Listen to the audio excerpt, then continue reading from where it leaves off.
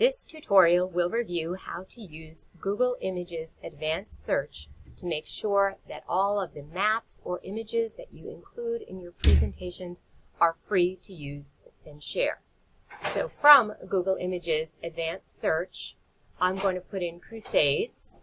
If I wanted to, I could specify the size, the type of image, where it's from, but most importantly, I want to select Creative Commons licenses to make sure that the images that I'm pulling up are free to use. You'll see we get maps as well as paintings or illustrations, statues, and so forth.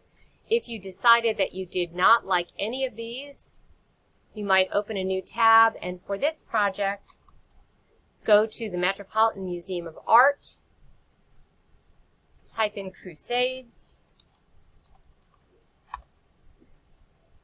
and choose something from their collection, which you could then go on and cite in Noodle Tools.